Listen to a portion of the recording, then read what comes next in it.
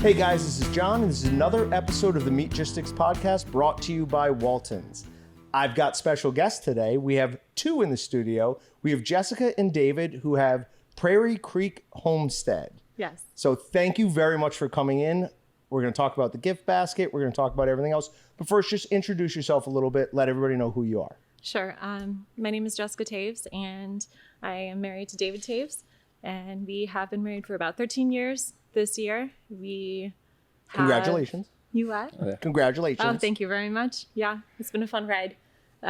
We have 3 kids together, 8, 5, and our youngest just turned 1. That's awesome. Yeah. David? Yeah, I'm David. Get to be married to her. I imagine we'll hear more about what we do, but yeah, I farm full time and get to help out with her endeavors here in the homestead. So speaking of the homestead, how did we get into this? Because I know you have some farming background. It didn't sound like you do it or did as much when you were younger. So what was the impetus here?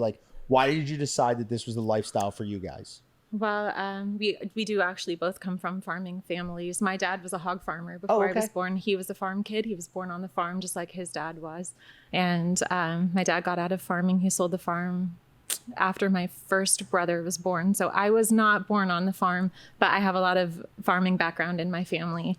And for me, it really stemmed from, I was taught a lot of the skills that often come with homesteading from a young age. My mother had a garden and she canned. She taught me how to do that. My grandma, her mom, had a garden and she canned as well, you know, sewing their clothes, things like that. So all of those skills were something that has always been in my life. And so really homesteading wasn't something we just chose to do, or more really me, because David is from a farming family and he's done that his whole life and a long line of farmers. But for me, it was just I was taught how to do this. I know how to do it. I live here. Why would I not continue to do those skills? I enjoy being in the garden and I enjoy canning. And so for us, it was really just, it's always been a lifestyle for us. It wasn't something that we jumped into. Okay. New. It's always been there. Is the property you live on now, was that part of was that family land, or did you have to go out and purchase that? Yeah, no, where we have our house, we don't live on the actual farm, but we live on some of the ground that we do farm. Okay. So when we talk like the actual farmstead, we live off of that. My parents still live there, actually. Nice. So it's a very special, to me, situation, because David's a 5th generation farmer, and that can be kind of hard to find these days. Sure. But the house that his parents live in, David grew up in that house. His father grew up in that house. And there was another house on that same property before that house that his family lived in. And there's another farm halfway between our house and the current family farm, and we call it the Hay Farm. And it was the original Toevs homestead house from the 1800s. That's and awesome. It is still standing. It's there, and we are actually purchasing that property this year. It's ours. And so we're going to start doing work there as well. So many generations in the making, and it's really beautiful to see. That's something that we don't really see much anymore. And, it's still out there, but people connected to the ground. Yeah. Right? Yeah. This is my family's land. It just doesn't happen much in today's American society. So Right. I imagine that's a good feeling. You have 3 kids now. You're I don't want to speak out of turn, but I'd assume you're hoping to pass some of that on to at least some of them Yeah, if they're we'll see. interested. So knowing that you have a legacy to give to your kids has got to be a really good feeling.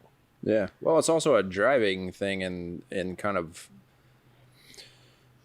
our decision making, for the future. Like, what do we need to build so that they can continue building on what we have, and then beyond that is what do we need to instill in them to continue building on what we have. So yeah, it was a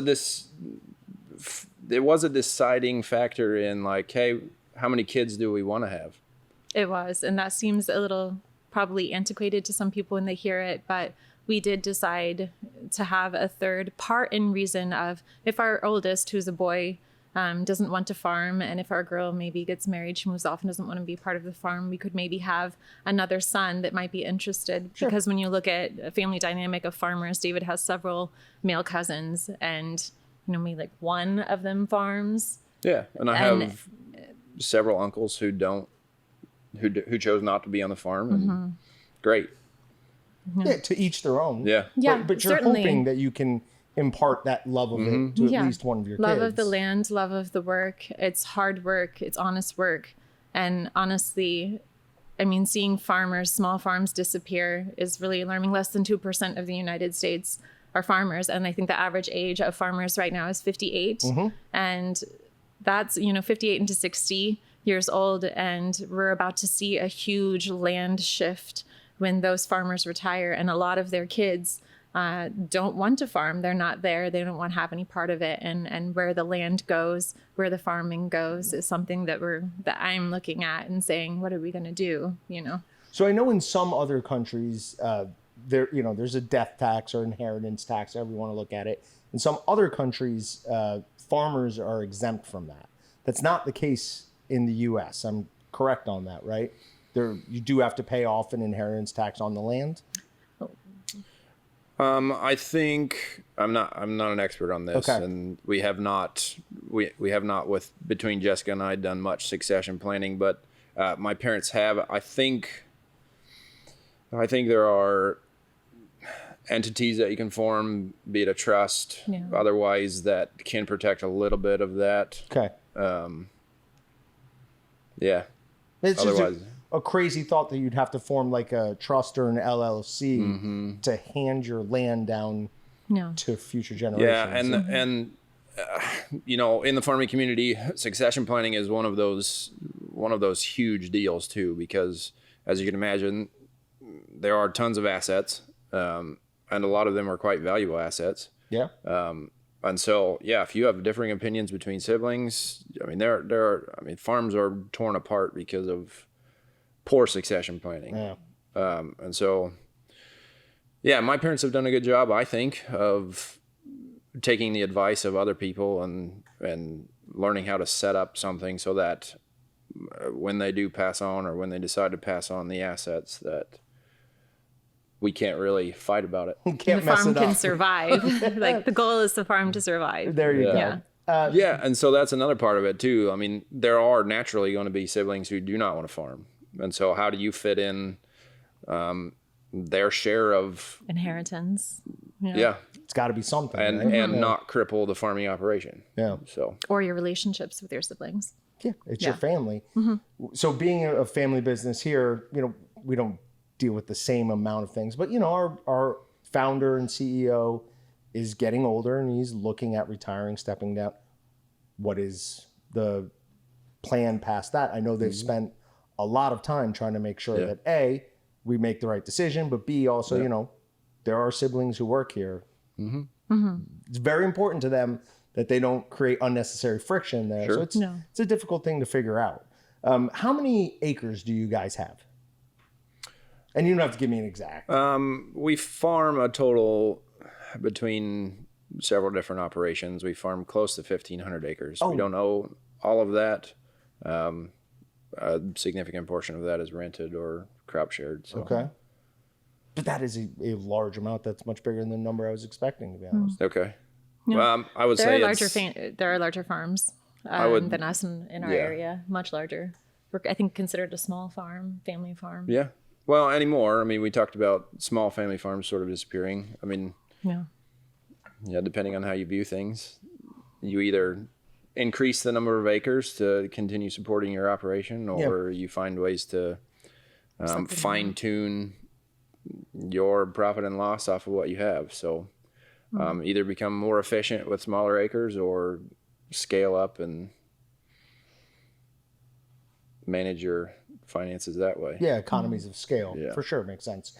And what are, do you have a split between crops? And I know you do hog and you do some beef as well, correct? Yeah, so my family does not raise any hogs. No. We We do butcher. butcher hogs each year, but we source those from a neighboring farmer. My dad still retains 100% ownership of the cattle operation. He does a cow-calf. He has a cow-calf operation, so he just has mama cows, and then his operation then takes the offspring from that operation, and he'll either take them all the way to a finished steer, or he'll sell them as feeders, depending on how the market looks. So we have a little bit of a dichotomy in the farming operations there. My immediate family, so my father and my brother and I farm what was my father's operation. Okay. That is primarily row crop, and that's also the majority of the acres. So corn, wheat, a little bit of soybeans. Corn and soybeans and a little bit of wheat. Okay. This year, actually, we didn't plant any wheat. We planted something called triticale or triticale, depending on how you want to pronounce it. Never heard of it. That's it's a cross between rye and wheat. Okay. It's grown primarily for forage. Okay. Which, I mean, is what a lot of it is at this point, right? Like you drive through Western Kansas and you see all the cornfields, and even I'm from upstate New York. Most of the farming up there is corn. And I remember thinking like, you know, I eat a couple ears of corn a month. Who's eating all this corn? It wasn't until I was in my 30s that I realized, oh, they feed it to pigs. And well, there's sweet corn and field corn, very different types of corn. You know, Sure. the din corn that they grow is not what we like. We're not going to go out to the field next door to my house and pick that corn. You can take it and you can eat it, but we don't. We let it dry, and I grow sweet corn in the garden. Okay. And that's what we used to feed our family. Primarily the row crop corn that you see, at least in our area, a lot of that goes to cattle feed. Yeah. Or ethanol. I mean, there's an ethanol plant in Colwich, and I mean, I think they process a fair amount of corn. There's a podcaster that I listen to all the time, and he says when AI eventually takes over, everything's going to be corn as far as you can see, because it seems like from the outside, it's like, oh, they just want more corn. They're putting corn into everything. They just want, they make gas out of corn now. Yeah. So yeah, it's just one of those interesting growth things. And from the outside, I don't know the difference between what sweet corn looks like and like feeder You'd be corn. surprised. A lot of people don't, and that's what was really fun for me about starting. Well, and if you Homestead drive- stuff is knowing. Yeah, if you drive by a field, you wouldn't tell the difference between sweet corn and field corn. So they Most look the people, I same. think that's Okay. common. Most people, I think, do not realize that there's a difference. And So- what they see. You've mentioned a few times that you have your own garden for your family, Yes. and I know you're big into canning. Yes. The one thing that I've seen about canning in the last couple of years, and I've seen people push back on it. I've seen people say, no, they're right. Some people call it a dead food. Have you heard this? Call it what? A dead food? Like you're cooking the nutrients out of it? Yes, like specifically, I have heard that term more with like flour. If you want to get into the flour discussion, the flour that you get from the store versus like fresh milling, that's the majority of it. I'm assuming when they're talking about dead food, they're talking about the way that you can or preserve something like canning takes a certain amount of nutrients out of it versus baking your vegetables versus steaming your vegetables. You're going to have less nutrient density in your steamed vegetables versus a baked vegetable. So again, like the little food science that goes into that. Yes, I've heard it a little bit, but not a lot. So in all my research, the only one I could find that actually had like a paper backing it up was vitamin C.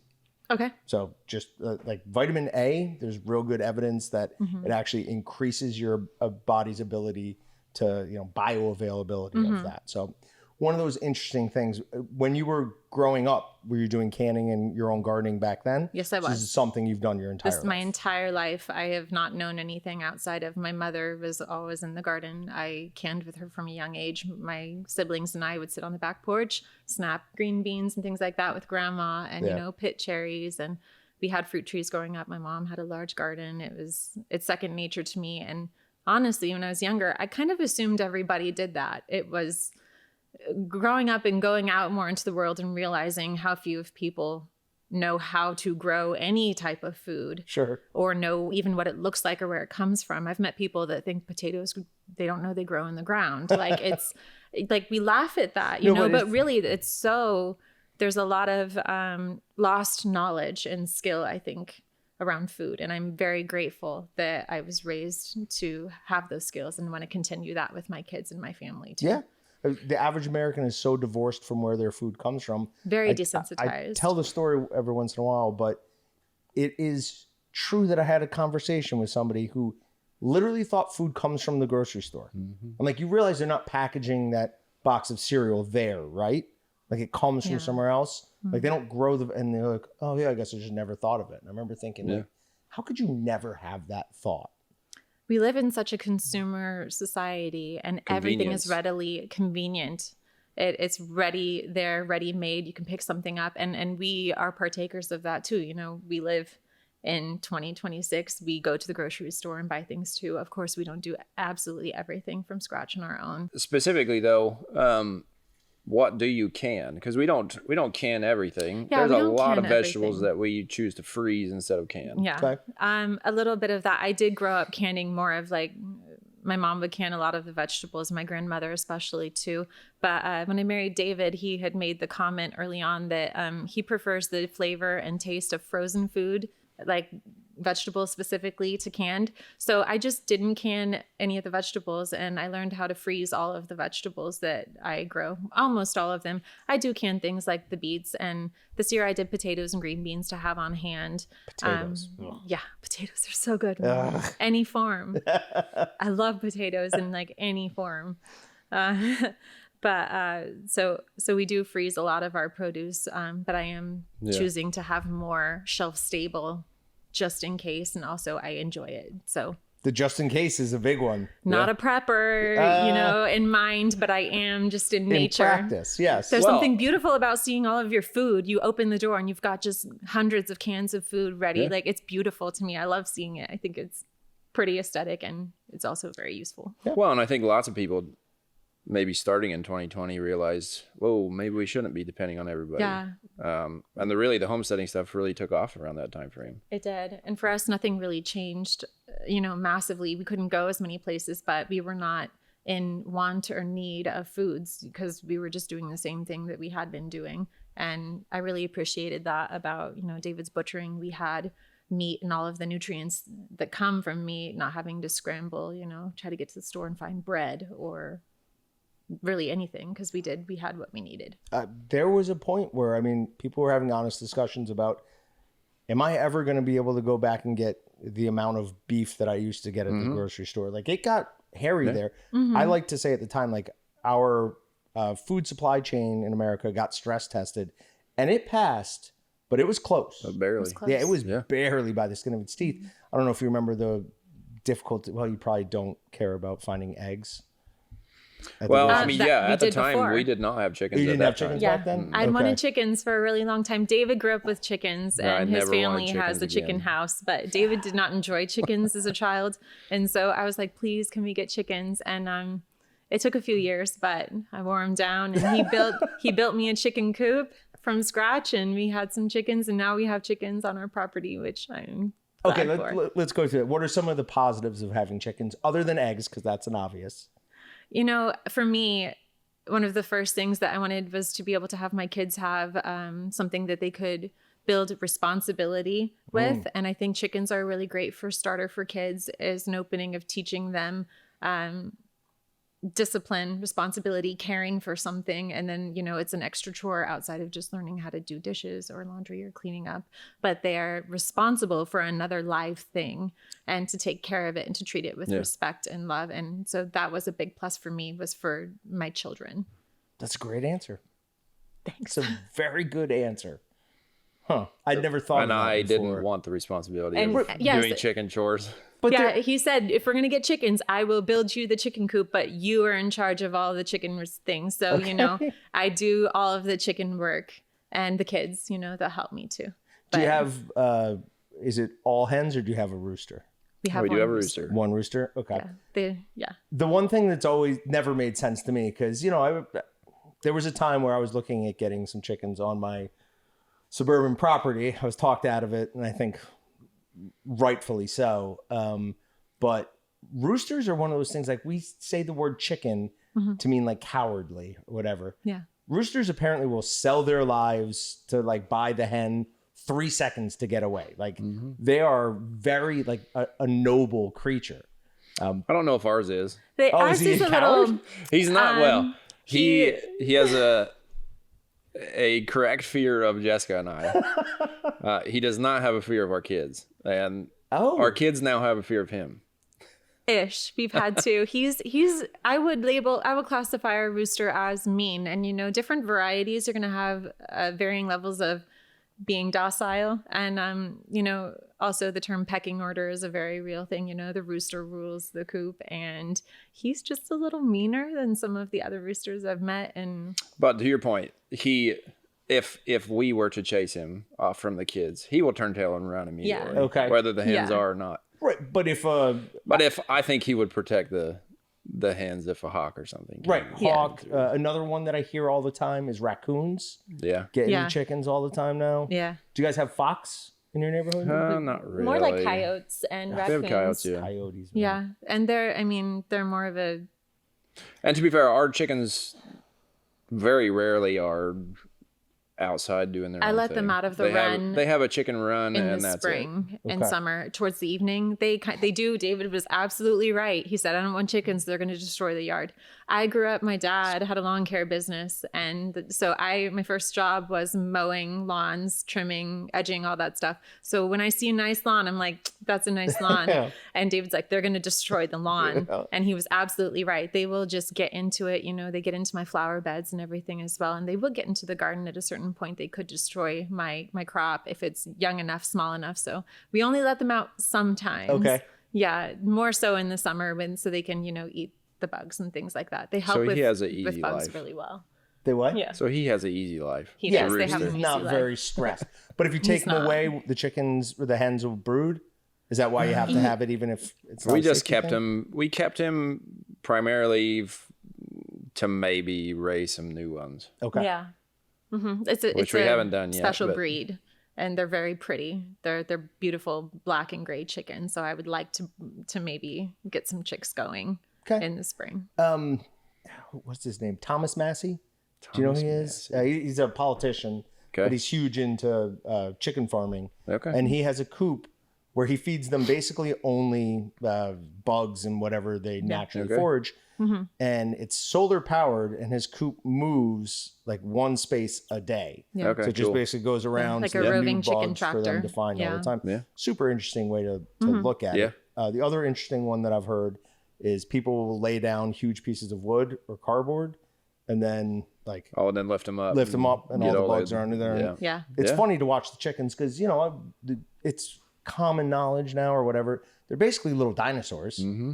And when they go running after a bug, or I've seen them eat mice. Yeah. Mm-hmm. They're Yeah, nature- they are very much carnivores. I've Yeah. heard them called nature's garbage disposals. They really will eat. They don't, they are carnivores very much so. A lot of the leftover bones that we have, I will throw From into the butchering. run. The chickens will eat that for, extra protein. We'll They'll let them clean pick up the everything bones. and The bones? Yeah, when we're butchering, a hog or a cow, we can save the bones and we'll throw them in there, and they will eat all of the meat. Off they of won't eat the carcass. bones, but Oh, they No, will. Okay, they I won't was eat the like, bones. how are they? The little bits They'll- of meat yeah. off of Okay. no. Yeah, like, They'll pick off kind the of They'll eat the chickens meat are you off of the bones raising? and pick them clean. okay. actual dinosaurs. That makes more sense. Yeah. That makes more sense. So yeah, because I'd never heard that. All right, pause real quick and let's get to Yes, this. sure. Because you have a cookbook, you have two cookbooks. I have a digital cookbook and a digital canning guide for beginners. And then I have a beginner's homesteading guide for people that know nothing about gardening and things and they want to get into it. And then I am currently working on a second cookbook that's much larger than my first. Okay. Yeah. So that's how I first became aware of you guys, was through Okay. that. So Allie had found you because she's huge into homesteading. Okay. And she's like, hey, look this up, see if they'd be a good guest. And I found a recipe of yours. And I wanted to cook something. A lot of yours have and we have a great setup here. Yeah. The one thing we don't have yet is an oven or a stove, right? We're going to work. Okay. We'll get that figured out. But I wanted something that I had a chance at making well. So you and I went back and forth a little bit on it, and we settled on birax. Yes. Okay. So you sent me the recipe. I went and got all the supplies. I cooked it last night. So these are day old. I will say this. Last night, they were awesome. Good. Yeah. They you were, loved them? oh my God, they were so good. I did it a little bit differently. I went and got some ground beef and ground pork mixture that we had. Okay. And I used our German sausage seasoning at the correct Sounds good. whatever. So it was just easier than having to, Yes, make it all yes. myself. But when I was looking through the grocery list for it, you had the frozen dough balls. Yes. So, and I got them, but the package made it look like they were going to I don't know. It looked like regular rolls. I was like, there's no way I'm going to be able to put two of these together and roll it out. But it worked awesome.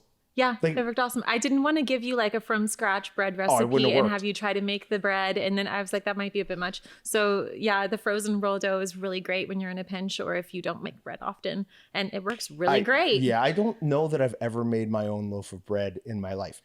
I'm a pretty good just general cook. Like I'm not excellent, but there's a number of things that I can make that I would say are really good. I'm obviously good with meat, but man, you throw bread in that and everything just falls apart. The number of pizza doughs I have ruined, like it just something goes wrong with it. I'm like, why does that taste like a cracker? Like, what did I do wrong? So I was nervous about that. I was very happy to see that it was just frozen rolls. Yeah.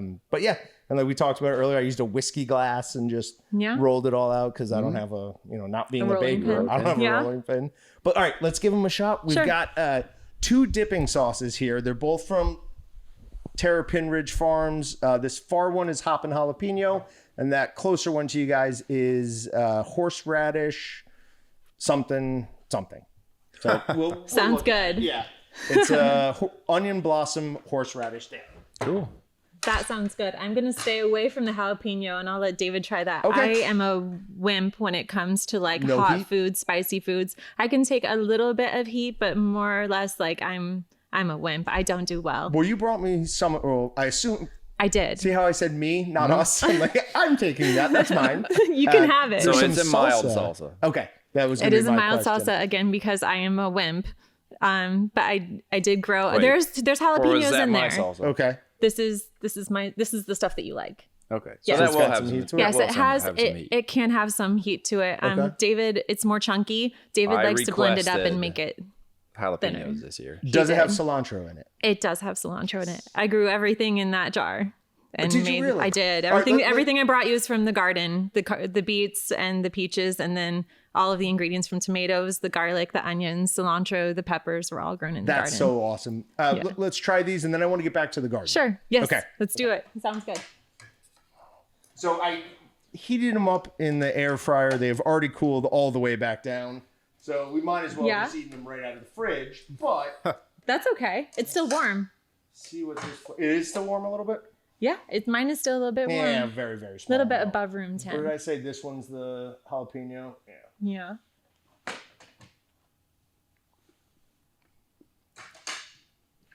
The Bierox are easily the best field meal out there. Just bring them with you. No, I take it to when them. she- I wanted to share this recipe with you because it really ties in the meat that we butcher from the pig, as well as the homesteading aspect of farm wives in the old days. They needed a good food to take to the field for the men to be able to eat with their hands easily and quickly. Yeah. And the solution for old farm wives was beer rocks.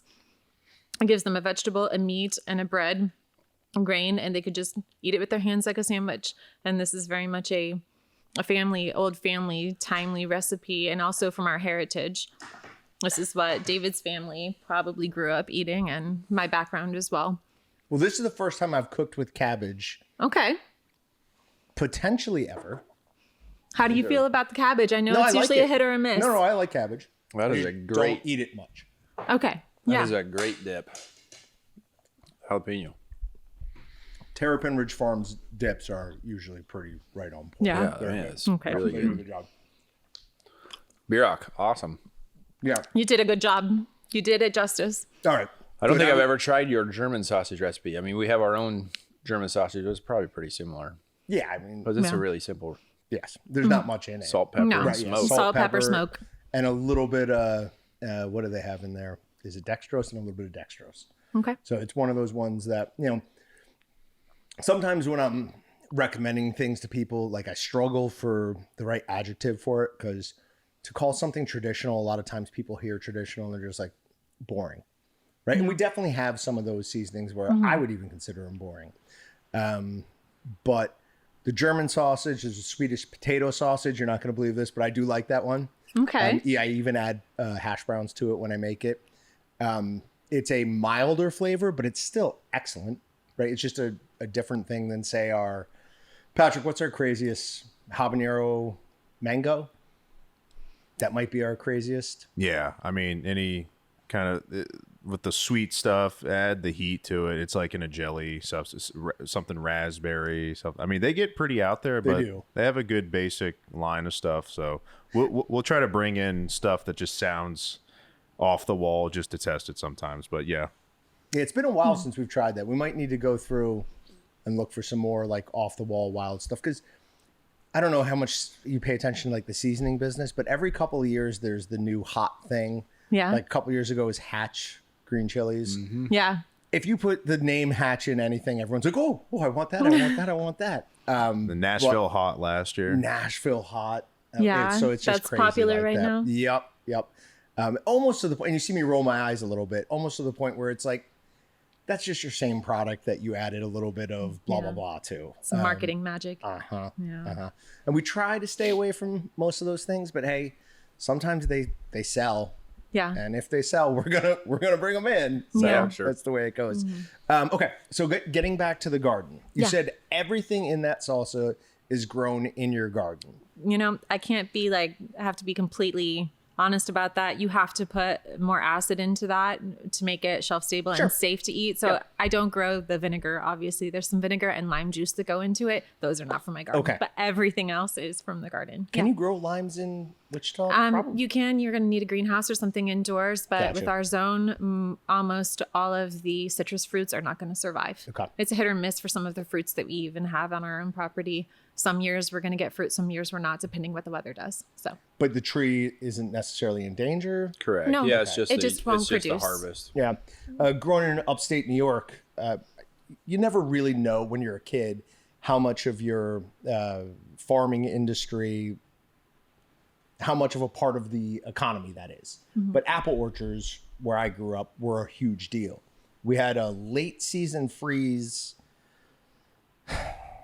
I mean, I was already gone, but like 5 or 10 years ago. And the apple orchard owners literally paid helicopters to fly over the apple orchards at night to keep air moving to prevent the trees from like freezing in a certain way that would kill them. Yeah. Wow. Like, that just sounds insane to me. Yeah. But there's such a mastery with specifically apple or just fruit farming that fascinates me. Like, you have to keep so many things in mind. But what is in your personal garden that you feed your family with?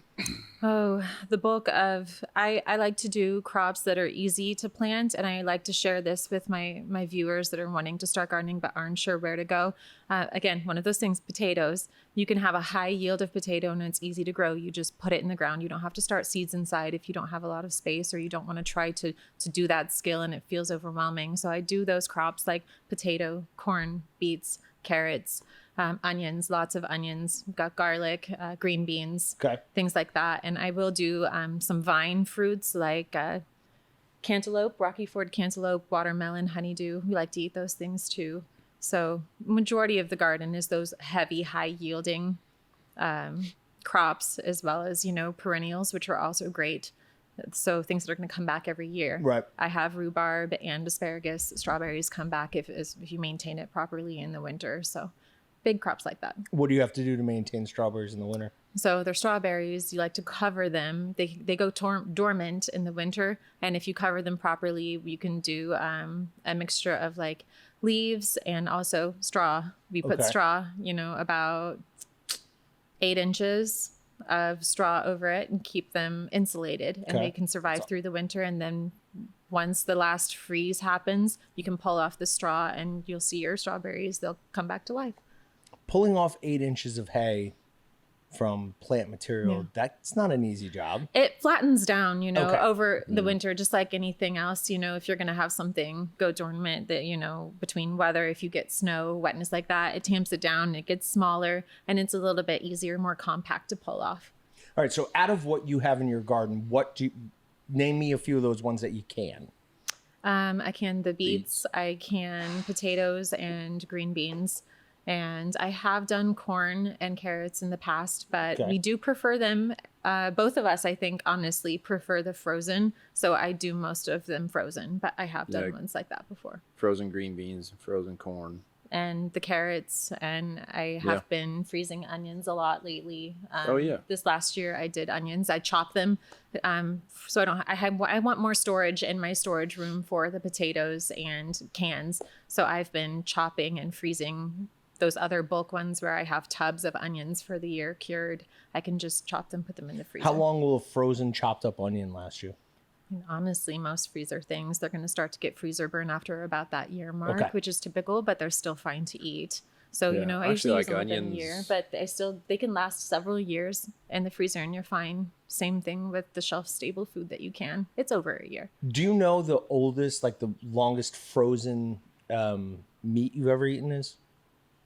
Like what the oldest frozen meat, like Well, steaks, we're currently eating some ground beef from 2023. Yeah, Nice. and you can tell, Not the degradation that happens over time. That's a very real thing with meat, in the freezer, but it's still edible. Yeah.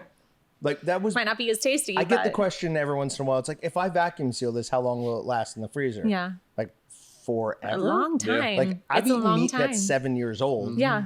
Is it as good as it would have been if it was a year old? No. Like You see those guidelines that the USDA and other people put out, and they're there for a reason, yes. But same thing with canning. I see it all the time on my account. People will be like, "How long does this last? I thought you could only eat a jarred can of food after 1 year. It expires." The expiration date's a little, I have no qualms with eating something that I jarred up, 2-3 years ago. Okay. It's still going to be good. Okay. I mean, there's some qualification there too. Like There is. if that sealed lid is popped up, you're not going to eat it. Yeah. Right. I mean, we're worried about botulism in canning, right? A lot of people do if they don't know the information behind it. And really, honestly, botulism, that's the big thing. People are scared. They're like, I'm afraid I'm going to, poison my family or make my family really sick. But the majority of the botulism cases that happen in the United States are not even foodborne. Go ahead. Keep talking. No. Yeah. I want to hear, where are they from? I know it's in the soil. It's in the soil. So usually things like that, exposures to things that are not food, that's where the foodborne illnesses are going to most likely come from. And that also stems from, I am not an expert on that. So I don't want to speak to that without being, Totally We haven't got sick yet. Yeah, we haven't. I've been eating it my whole life and I haven't got sick yet. The fear, like, at least as far as I'm concerned, when I'm making something, cures, the lethality treatment in a smoker, I'm so careful about that stuff almost to the point where it's like paranoia. Am I being paranoid about this? But as far as I know, nothing I've ever fed anyone around here has given them food poisoning. And that is something that like kind of keeps you sharp because you're terrified. And if you understand the basics of what you're doing, really canning seems scary or impossible to a lot of people. But once you understand the basics of the food science behind it, the pH level is really simple in between pressure canning and water bath canning and, steam canning. Just what that means, high acid foods. If the pH level is within a certain range for water bath canning, it's safe to do, with the high acid foods, low acid for the pressure canning. And a lot of people are like, well, how do you know if you're not using, a tested recipe? There are food grade pH testers that you can purchase and you can do your recipe. And if you are uncertain about something, you open that can, you do the pH test and it'll tell you. Is yours a strip or like a Mine's probe? not a strip, it's digital. Okay. I have a Milwaukee grade version. Those are excellent. That's what we use for our dry cured sausage. The Milwaukee one is, at least the one that we used to sell, is fairly reasonably priced. I mean, it's expensive. It is, but it's worth it to have on hand if you're nervous or getting into it and you're just unsure. Yep. If you've got that fear, have one in your kitchen. You have I've never seen you do any content with it, so maybe you don't have one. What? But on your link tree, there is a link to a freeze dryer. We do not have one yet. We don't have a freeze dryer. I don't have a link tree. It might be someone else. Oh, okay. We might be running it. Nope. My fault. Apologize. It's okay. About that. I have wanted to delve into freeze dryers. They are quite expensive. They're ridiculous. They're so expensive. I am intrigued though by having one and to be able to make food shelf stable in that way. That's just another way of preservation that I'm curious about. I would like to get into it at some point. Right now is not my time. So we've looked at bringing one in the past because obviously the bags, you can sell those Mylar bags and they're the profit margin on those are quite nice. Yes. But we can never find one that's under like, $2,500 or something like that. They're pretty pricey. Crazy. It doesn't seem like they should be, right? Like the technology inside of it, it's not that difficult to do. That is not my wheelhouse. Like Right. if you're going to talk to me about that kind of technology, boom, I am Right like, over. give me a book over, something tech. I'm going to want to hard copy things. Okay, so this is more than for you. This might come out weird. Yeah. It's more than like kind of just a lifestyle for you. This is more who you are. This is a heritage. My dad is the way he described that to me. When I first started doing social media, I felt a little nervous to put myself out there in front of people, because the internet can be brutal. Like people can be Yes, it can be. trolls, for lack of a better word. And when I first started this, I did not have thick skin, and I have much thicker skin now 3 years down the road. But I remember early on, one of the comments that was made on my content was, I was a rich white Karen pretending to be poor of the lifestyle that I had. And I was upset about that. It really hit me hard. Like it made me feel like I was being fake. And that's not why I started this. I didn't start it for money. I didn't start it for attention. I wanted to share such a wonderful legacy of skill and care that was given to me by my grandmother and my mother. I wanted to share that with people that did not have that opportunity the way that they were raised. Yep. And so I called my dad and I told him, this is what this lady said about me online. Can you believe it? And I was so sad and upset. And my dad just said, Jessica, you're not pretending to be, rich and doing poor things. You are living out your heritage. And that really hit home for me and kind of redirected me back to, I can do this. I want to keep sharing, because if even one person can benefit by growing healthy food for their family, all of the work that I do and put out is worth it. Just even in one. You may or may not know who Nick Hoffman from Nick's Wild Ride is. He's got a hunting TV show. He might know. We just had him in the podcast, and something you just said resonated because we talked about it as well. The feeling of validation is the wrong word, but the feeling of, yes, this is worth it, when you get feedback, even sometimes just from one person who's like, ooh, that really helped me, or I'd never thought of that. This is the way I'm going to start doing it. It's incredibly rewarding. Like, obviously, for me at least, I do what I do because, it's a paycheck. Like, I love this job. I love this company. But, I'm being rewarded with money as well. Yeah. But that feeling is really something that keeps you going. It does. This people, they look at my following numbers and they just assume that I am making tons of money off of social media, and oh, look at her, she's probably got thousands and thousands of dollars coming every month. That is not what's happening. And I don't continue to do it for money. I didn't start it to do the money. And I was very specific when I did begin this. A lot of people were saying, well, why don't you monetize? Why don't you monetize? And I want to keep it in perspective that I did not want to trap myself into making this an idol in my life for the attention, the applause, the money, the accolade, any of that, but to... Yeah, just share your grandma's legacy. Yeah. That's an incredibly healthy way to look at that. Yeah. So. I knew I was going to step back if this became an idol in my life. I was very prayerful and making sure that, God show me very clearly if I need to stop this, if I go too far to where I become prideful or getting a big head off of something like this. I don't want that. So if I hit that, first, David does a great job of keeping me in line. When someone says something to me online that hurts and I share it with him, he's like, can you believe that? He's like, you did this to yourself. And he's absolutely right. Her dad helped her with the heritage comment, and I was just like... Sucks, but if I put something out there, you have to be willing to be criticized. And do you have one that, like, and we can get off this topic if you want, but do you have one comment that sticks in your mind, like one thing other than the rich white big girl one? That's the big one. Okay. Yeah, I mean, there's plenty of comments about when we do when she does butchering comments. I've been called a murderer. Oh, okay. So we've luckily avoided all of that. For whatever reason, we've never had any problems with PETA. We've never had any problems with like animal rights activists. I don't know how. I'm very happy about it. But those comments wouldn't bother me even. It didn't bother me. Yeah. It's shocking to me how much people can hide behind the keyboard. You know, they can say all sorts of things, nasty things to you that they probably, maybe, I don't know them, that they might not say to someone's face. But for me, I would never imagine saying something like that to someone. Yeah. That is not my nature. What's the most positive comment you've gotten? What's the most positive comment? Yeah.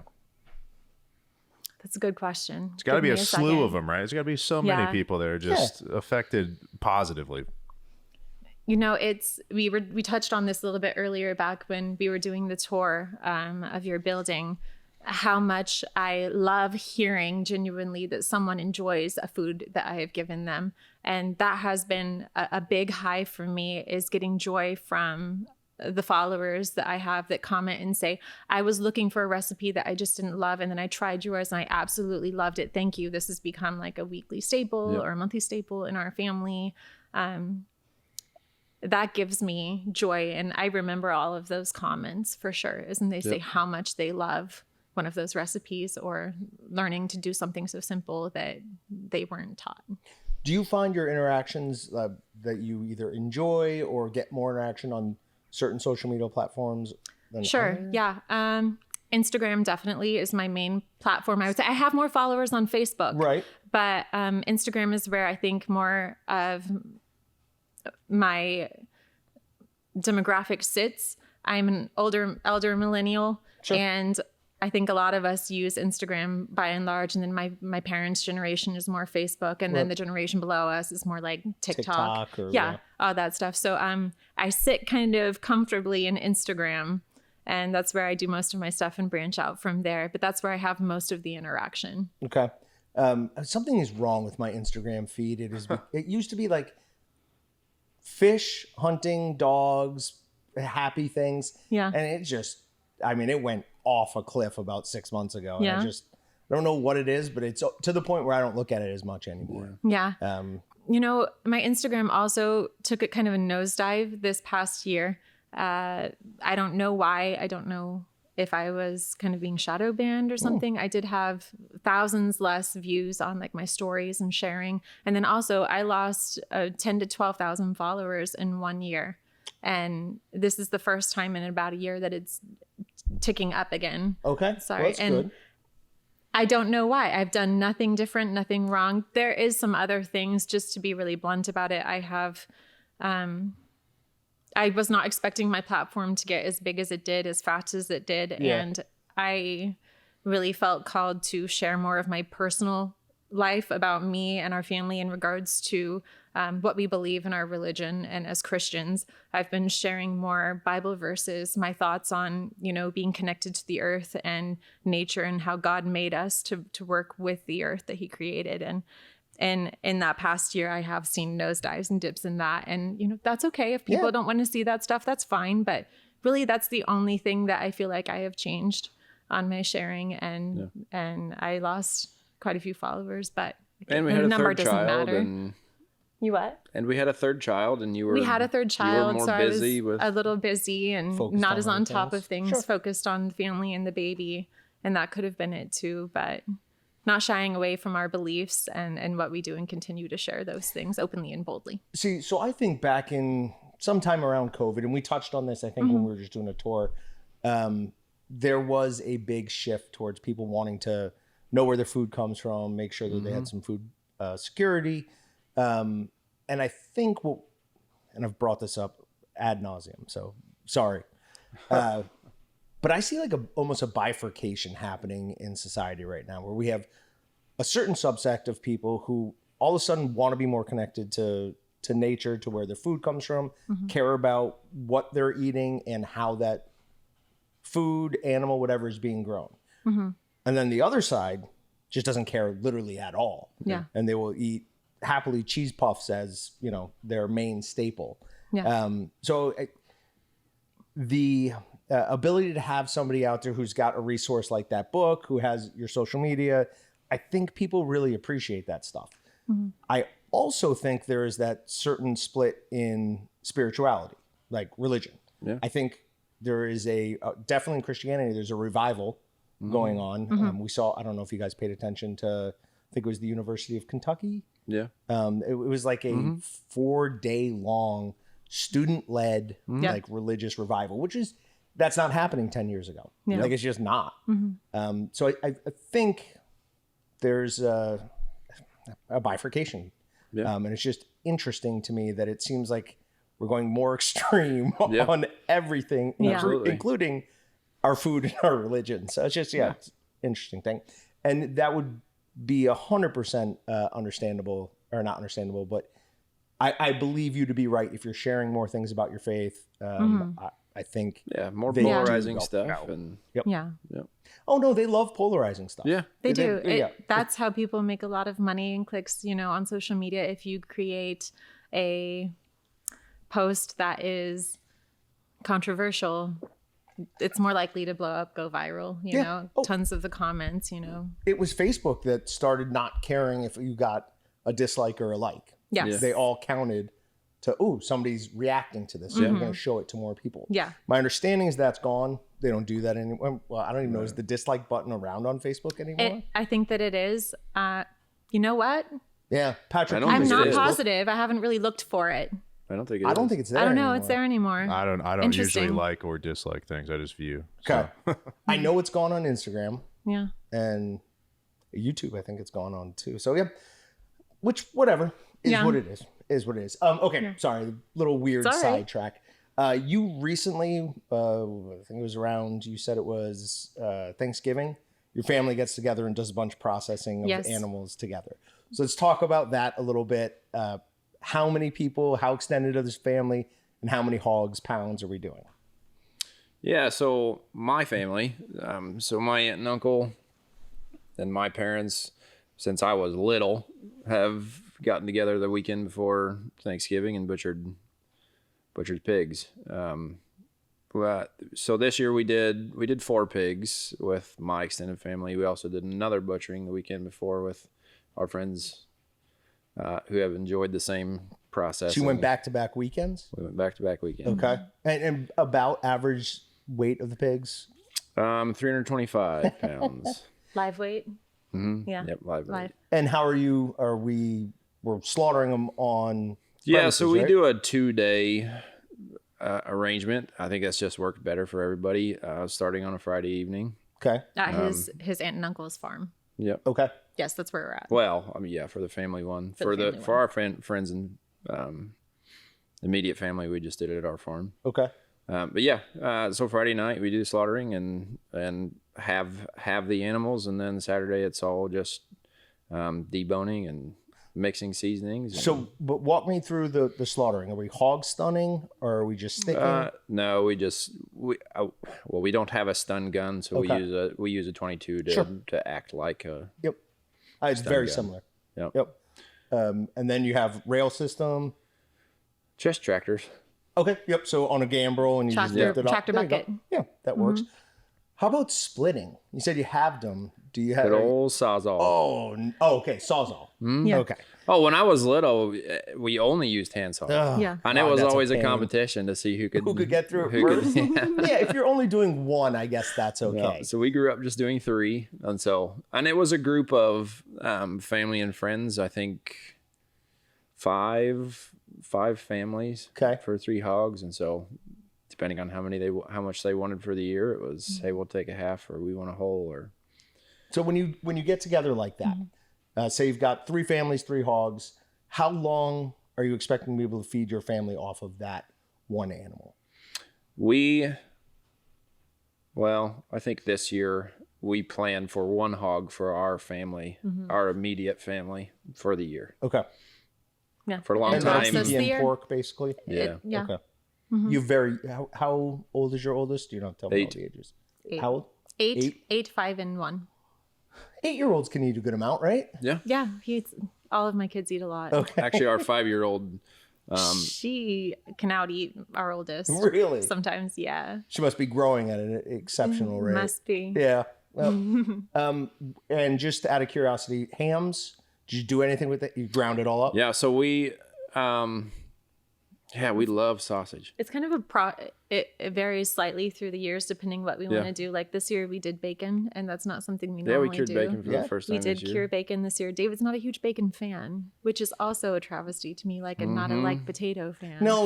If How do you not like Those potatoes makes and bacon? total sense. If So- I'm given the option to eat, say, a breakfast sausage over a piece of bacon, it's always He going will to be choose the breakfast breakfast sausage. sausage. I would almost always choose the bacon. I always choose the bacon. Every once in a while, I'll be like, no, I want a piece of breakfast sausage, but I'm not really much of a breakfast guy. Yeah. The one thing I will break that on is a good like breakfast sausage sandwich. Yeah. And mine every time would have bacon, Bacon. over Yeah. every I time. realize I'm in the minority. on Yeah, that. okay. Yeah, and that's okay. But yeah, we do. Yeah, so mostly- primarily sausage. Yeah. And we have just family recipes that we've always used. And then you asked about hams. We don't cure hams. We do keep pork roasts Okay. Yeah. for, crock-pot, whatever. Because curing hams can be a lot. Yeah. It doesn't have to be. There are easier ways to do it. Injecting and brining and then going right to a smoker. Fairly easy process. Yeah. But like a country cured, that stuff is It's a lot of work. and Yeah. big risk. Yeah. And I don't have time for that. Easy way to ruin huge hunk of meat. Yeah. So Well, and that's why we've never cured our own bacon either until this year. I mean, it was just, It's a process. it was nice to have butchering over in that one weekend. Sure. And Yeah. not extend for brining for 10, 14 days and dealing with it then. But we decided we'd try it this year. did you do a dry rub? Just a brine. Okay. Yep. So what, half inch a day? So you Yeah, we brined kind it of for just 3 or 4 days? did a day per pound, Okay. kind of. So the way we like to think of it is that cure can penetrate up to a half an inch every 24 hours. So instead of doing it by weight, we just do it by thickness. Never had a problem with it, but we also don't make a ton of bacon. Yeah. When people ask me about making bacon or hams, it's a great process. I think it's good for everybody to know. It's more expensive now, but it is cheaper to get it at the store. Yeah. Like it really is, especially for people who don't have your guys set up. My usual recommendation yeah. is go to Dillon's. It's not that expensive. So Well, and that's the way we were up until this year. Yeah. Right. Like, We were purchasing want the bacon if we hassle. needed it. well, and the people who make bacon out of their pork bellies in our family weekends like that, they often send them off to a butcher and pay them to brine it and make it themselves. And so if I'm doing that and I'm paying somebody else to do it, then for sure I'm Then just gonna go buy it from the might store. as well do it yourself. Yeah, for sure. But so we ground the vast majority, vacuum sealing. We keep pork chops and a few roasts, and then everything else is ground and sausage. We make ropes, things like that. Yeah. And you can see the entire process that we do. I have filmed it, and you can find it in my story highlights on my social media. I noticed on that, and I was wondering if if the reason you did it was some of the pushback you got, and now I'm assuming it is. On some of the butchering stuff, you had like a pig emoji face over it. Emoji face Yeah. over it. Yeah. Yeah. That's how online I am. I don't even know what I can't think of the word emoji. It's And totally she okay. purposely chose, like, Instagram, for instance. She purposely chooses to make Instagram stories of that stuff because the more dedicated followers will choose to watch that versus Yeah, it's not just a something- blanket share on Facebook, and whether you wanted to see it or not, you might see it. So knowing just my followers, because I did get some hateful comments, Well, about and being that's where murder and the- things before yeah. if I shared like a reel, because the reels can go out to anybody, followers or not, they Right. can stumble upon it. But if I found that if I could share my stories just step by step and save those, then only my followers really have access to those stories. And that way I'm not going to get all the flack for what we're doing. It's people who are genuinely vested in the process. And that's one of the processes we did when I started sharing the hog butchering. That's when I had a large jump of followers. Like, people are interested. They want to know more about the cuts, how you really process an animal from beginning to end. And showing that, I saw a lot of people interested, gratitude, excitement for that kind of stuff, and asking questions and how we do everything. And I think that's great. It's wonderful. Like, that's one of my goals, is to have people more invested in where their food comes, whether it's from hunting off of the land or, purchasing an animal themselves and having it go to a locker, whatever they want to do, getting their hands on. I think that's great. I want people to be more invested in their food. Sure. Obviously, we have a dog in the fight here because we sell meat processing equipment and supplies. But one of the nicest things over the last 6 or 7, I've worked here 12 years now, but over the last 6 or 7 years, there has been a real increase in retail customers wanting to know how to do things themselves. They may still bring their deer to a butcher shop, but they want to know how they could do it. And I think during 2020, there were a ton of places like that used to do deer who are just like, we're not doing deer this year.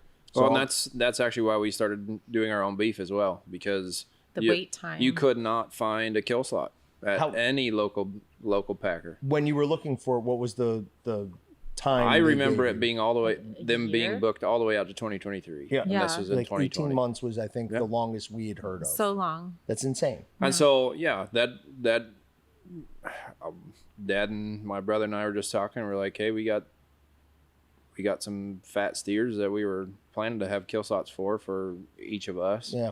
And we were not going to get kill slots. So we thought, hey, let's build a walk-in cooler and do it ourselves. I have to brag on David for just a moment, if I can. I do it any chance I get for people. David has so many skill sets, and also he has a mentality of, how hard can it be? I bet I can do this. And he can learn something. He can look at something inside out, figure out how it works. And even if not, and if he's unsure, he gets it done. But education is expensive, because not everything I set out to do is successful the first time. But he tries, and 9 times out of 10, he nails it. He gets it. I am so confident that if anything happens, David he essentially built our house. He can build anything that he puts his mind to. He can butcher animals. He can provide. If anything happens, I have no concerns at all. Like, I firmly believe we're going to be taken care of. David's got it. And I appreciate that about my spouse. That's a beautiful thing to hear somebody say about somebody else, their spouse. That's a very good sentiment. I wonder. But she doesn't see me every day at work either. I don't always see the things that don't go well. But yeah, he's sharing the successes, not the failures, which is fine, totally fine. Get back to that in a second. I wonder, do you wake up in the morning, like, do you have a routine for gratitude? Are you talking to me or him? You. Me? I'm so sorry. Yeah, no, it's fine. I don't know if I would say a routine for gratitude, but I am a very schedule-oriented person. Like, I love having a plan when I get about my day. And when I wake up in the morning, often I like to have some quiet time in the morning before the whole house wakes up and it's chaos with the kids. So I do wake up early. I will have my coffee. I will read my Bible. I do a daily morning devotion and prayer time. And then sometimes when I do get to it, I'll do a workout. If it's like in the winter season and I'm not outside doing the lifting and working, I'll do a bit of a workout energy, get movement going, and then I start my day, like the full day. So I wouldn't say gratitude. What did you call it? Oh, just this, like something that you do almost like an affirmation, something like that. Really, just reading my Bible, the Word of God, first and foremost. That's what I go to. That and prayer. Prayer changes things. I'm a firm believer in prayer. For sure. But what you said, it just sticks with me as somebody who's very, they have a high level of gratitude for the life they're living. Yeah. Right. Which I think is incredibly important. Not being happy with your current situation, even if it's not perfect, being happy with the parts that are going well is a great way to create bitterness. Yeah. Sure. Right? And we by no means have an easy life. Yeah. A lot of people look at this and they're like, wow, you're making this seem like, I say I do things how my grandmother did it, how my great grandmother did it. And going back to those things, people say all the time in comments, again, with that negative spin on it, well, you're making this seem so romanticized, this life. This was hard for them. They didn't have X, Y, and Z that you have. They were up early in the morning before the sun. They were working hard. They were dirty. This was an easy life. I never said that it was easy. Right. But the hard work and the joy and gratitude can coexist together at the same time. Yeah, and it's still hard work, whether it was 60 years ago or today. Yeah, it was. It was hard on our bodies, but it was so good for their soul and for their mind. Absolutely. And today it's reversed, people... It's just we're rotting inside. Well, we always look at it like, oh, they had it so much harder back then. But there's tons of things we deal with that they never had. Sure. Like, it wasn't even on the horizon of things they needed to worry about.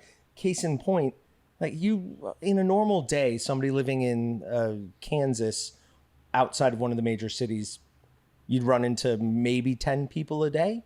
Now you have to, Less. right, probably less. Yeah. Now you have to deal with comments from somebody who lives in, hey, who cares, where, somewhere over in Europe, right? Yeah. Like that's not something that ever No, we didn't affected have them. so much information that we knew what was going on all around the world, We're not supposed to. 24/7. And now we have that, the Yeah. stressors added, More information isn't always better No. information. We weren't meant to deal with that much content at one time. I'm as not humans. supposed to know what's going on in the Congo every day. Like that should not be, but it does. And it raises your stress levels, your cortisol levels. It all of also that breaks immensely. down community. We live in a very small Mennonite-centric Oh, okay. community, and it's a beautiful thing. Part of the reason why I wanted to marry David was for my in-laws, his parents. They're wonderful people. Oh. They will give all of their time to help anybody in need. They will give their money, their time, their talent, their treasure, anything to help people, and that's beautiful. And our community has that. And when you have more content, you're more of a stranger to your neighbor. Like you're not going to go borrow a cup of sugar from them. You can order it from Walmart and it'll be on your doorstep. So like, sorry, That's I went not off on quite that, as but easy. It's out not there. quite as easy.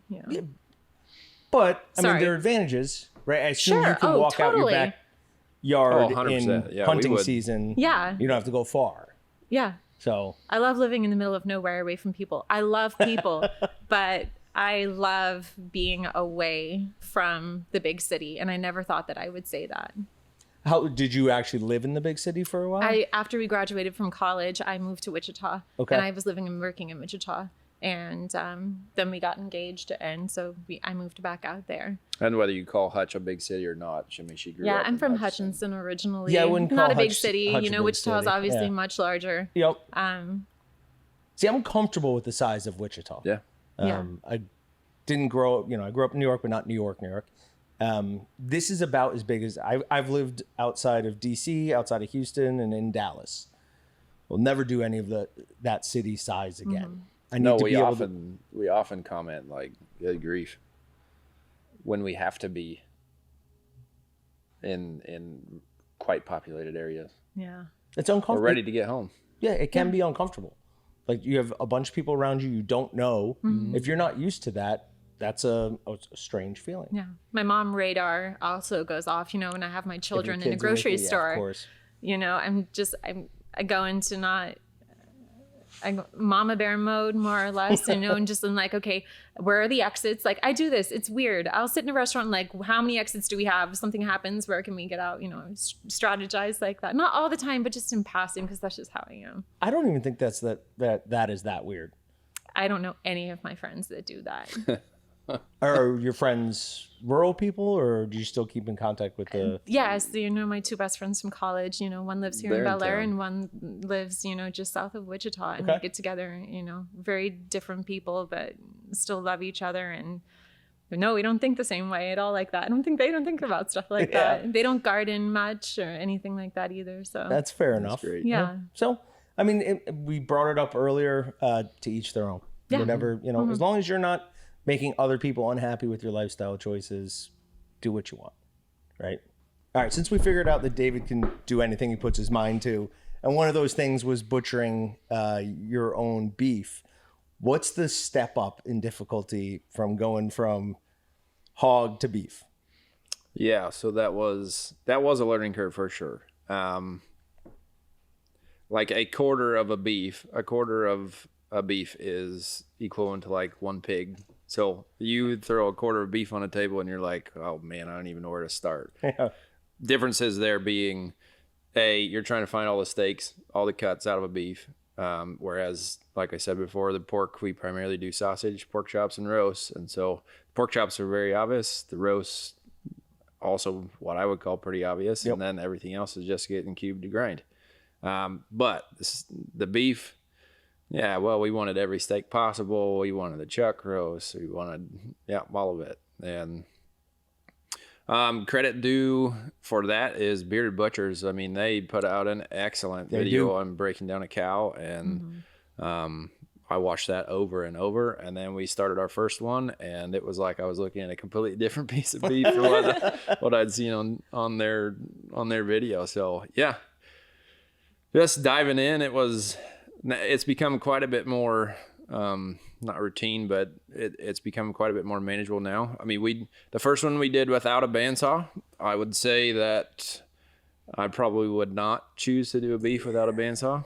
And we don't have a fancy one. We happen to have a neighbor who had one sitting in the shop, and he's like, hey, just use it. I'm not. So it's an old relic, but it works. If it works. Yeah. It works. The difference there is that, with a pork, you can break out the sections pretty easily just with a knife, and just to get manageable sections with a beef, it was difficult. The bandsaw made a huge difference. Yeah. So are we still doing the tractor on a gambrel? We do primarily. We don't have a rail system. We use loaders too.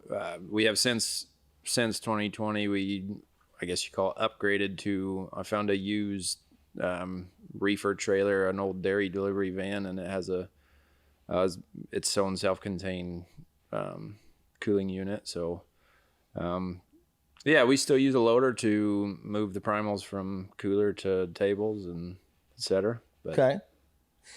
When you said difficult to do without a bandsaw, it got me thinking, like, you could kind of do a deer.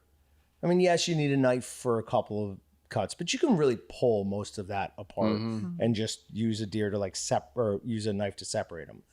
With a hog, it's a little bit, more difficult than that. You really couldn't do it without a knife.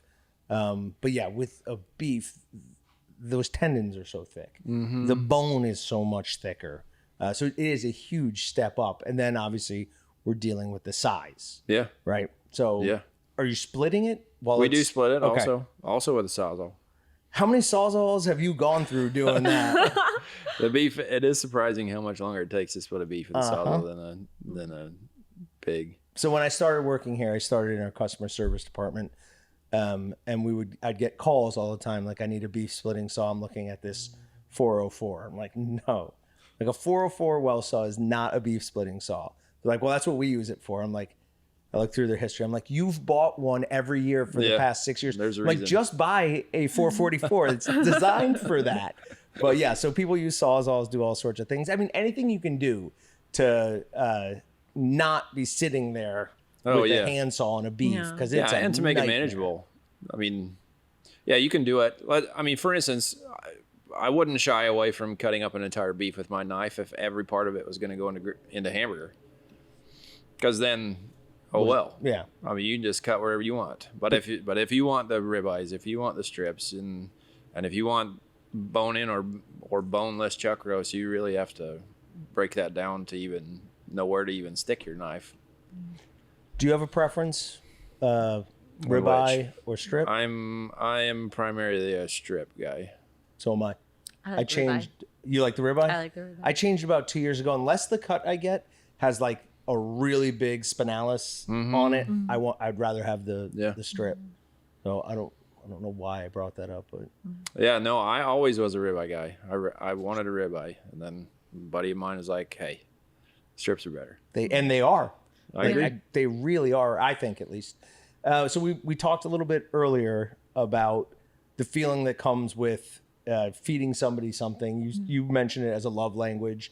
I brought up that anytime anyone's sick or has a baby, like, I always make them a pasta red sauce with some pasta, sausage, bring it over. No, I've been sick. You haven't brought me Patrick, anything. You starting to feel a tickle in your throat. He's Hold never on. been sick enough. He's never been in the hospital.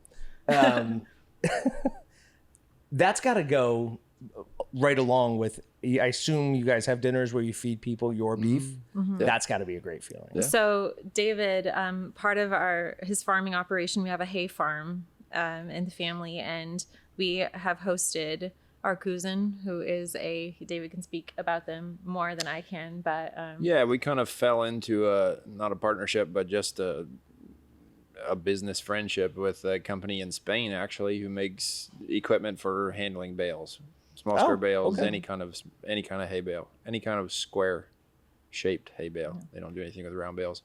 And we had the opportunity to host the founder and his family for a dinner night. All the way from Spain. Yep, they'll come in, to see the operation is based in Kansas at our farm, and then they ship their equipment across the U.S. to their buyers. But when they come visit, I like to host and feed people. Like I've told you, it's a love language for me. So we invited the Spaniards over to come have a meal with us, and David made some tomahawk steaks. And like it has ruined steak for me anywhere else. Like David makes the best steak. I don't want to order a steak from a restaurant because I know it's going to be like, I don't know, leather compared to what David does.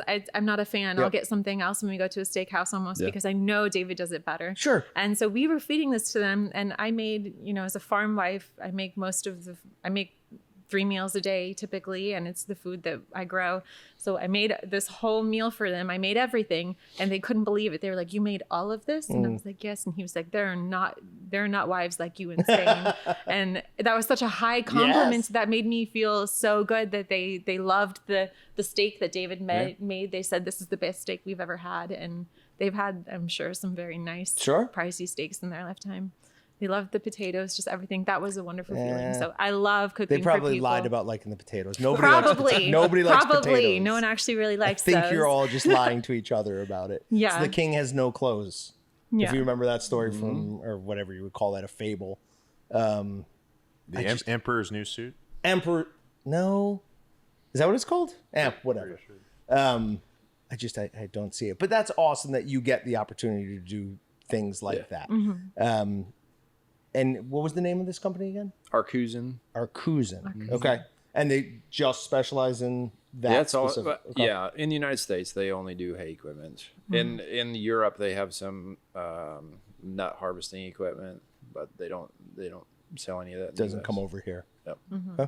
Well, that must have been a pretty good friendship for them, like business relationship for them to come all the way over. Yeah. So they really didn't have much of a presence in the U.S. and then, like I said, just kind of fell in our lap and just mutually beneficial.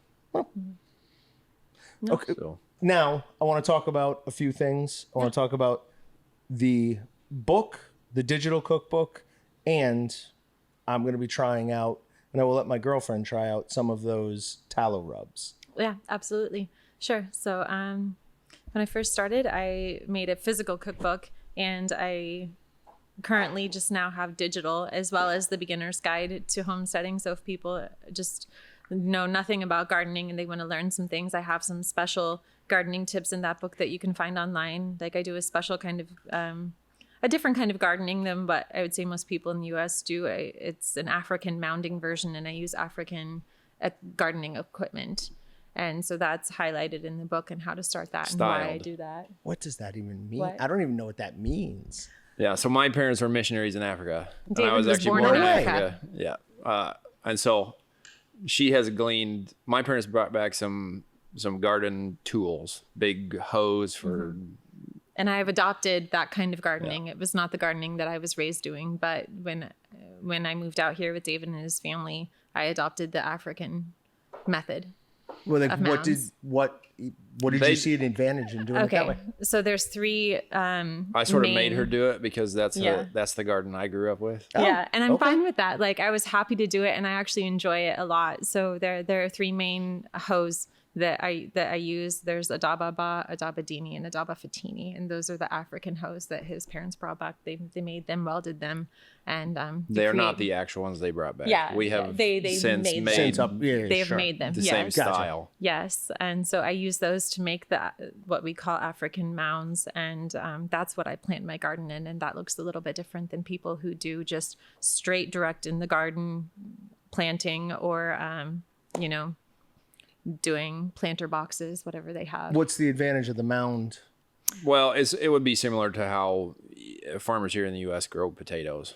I mean, you plant the potato in the mound, and so then you're not having to dig way into the actual ground to get to the potato. It's just in the mound. So essentially they do that in the part of Africa where we were. Okay. And also for me specifically where we live, I have found it helpful over the years. It helps with not wasting water the way that I water my plants, and that it doesn't distribute it everywhere if you're going to do hand watering. So it helps with that. And then also we have sudden flash flood rains, like heavy rains sometimes where we're at, and it prevents my plants from drowning. And that's really great. Or rotting. Okay. It keeps good distribution of the water runoff. That's interesting. You don't, Do you have any social media posts showing that I'm not even going to try those words? Yeah. But the different hose? When Okay. I'm gardening, Yeah, I'll show what? Have you ever shown the actual hose? Yes, you can find them Okay. in my highlights, gardening highlights as well. And I specifically show you each one, which one, like Daba Ba is like hoe big. Daba Fatini is hoe medium. That's what it means. It's what it translates to in English. It's hoe big and then hoe medium. And Daba Fatini is hoe small. That's what David's mother told me, you know? So I should have done this in advance. I'm sorry I didn't think of it. On Meatgistics, we have a couple of threads that are just wildly more popular than everything else, right? Like things people check every day. One of them is, what did everybody cook last night? And people post their pictures of like their great dinners. Yeah. Another one is, what's everybody drinking? Yeah. That one, whiskey is pretty big on that. But another one is gardening and canning. yeah. Like I think it's our nice. third most popular Wow. topic overall. And we have a bunch of people on there who do very similar things. Yeah. Not to the same extent, right? But I should have put out a call for questions on that. I will send you the link to that thread. Sure. And then if any of our viewers have questions on things like that, maybe they can find you through that. Absolutely. You can ask me any questions. And on occasion, I will open my stories up to just say, hey, ask me anything. And if I've got some time, if you want to ask about gardening or canning or butchering, you know, I open up my feed to that and I will directly reply. And then everyone can see the question and the answers if they want to do individual questions as well. That's a great way to do it. Yeah. Okay, so where can they find the book? And let's talk about the upcoming. Yeah, you guys can find my digital copies of all of my books, which is A Beginner's Guide to Canning, The Beginner's Homesteading Guide, and my digital first cookbook. You can just go to my Instagram and you'll find it right there. It's my very first link to my website. You can find everything on my website right there. And then for my tallows, there's also a link on my Instagram, and it takes you straight to my Etsy. So you guys can find those there. Okay, excellent. Yeah. Do you guys have anything else you'd like to cover or talk about? No, but thank you so much for having us. Like this was really a big step for me, and I'm glad he said yes. And so this is the first time we've ever had two guests live in studio at the same time. I'm very glad it was you guys. This was a very easy conversation. Yeah. I think it went, but I enjoyed it. Yeah. yeah, Same. And I do have a tendency to just like start rabbit holing, like, and I just, it's things I'm interested in. Yeah. So, you know, we talked for 5 minutes about faith. We talked about all these other things. And I think that's what something like this should be, right? Because if you're going to want people to start following you, you want them to have at least a little bit of an understanding of who you are. And I also just think it makes people more interesting. Anytime somebody stands up and says who they actually are, I think the world becomes just a little bit more interesting, right? Because you can then go, oh, no, I disagree with that. Or, oh, we're on the same page on that. Yeah. Whereas if people say nothing, you'd never know anything and just like walk by them in a haze. And that's a big piece of advice that I would give people that want to start something like this is I just be genuine, be who you are, be honest, put it out there. And I think people notice that, they take notice of it, and they want to be part of your page. Then you're following whatever you're doing. They can sense your natural love, your excitement for meat, probably the same way that I get excited about, you know, gardening and canning and sharing that stuff with people. People can sense that and they'll want to come be part of it. It's a great piece of advice for anyone wanting to start. Excellent. All right. Thanks, guys. Thanks. I'm blessed. It was awesome. We'll see you guys next week. Thanks for checking out the Meatgistics podcast. To shop everything but the meat, head on over to waltons.com. To get your meat processing questions answered by experts and enthusiasts alike, head on over to our online community at meatgistics.com. Waltons, everything but the meat.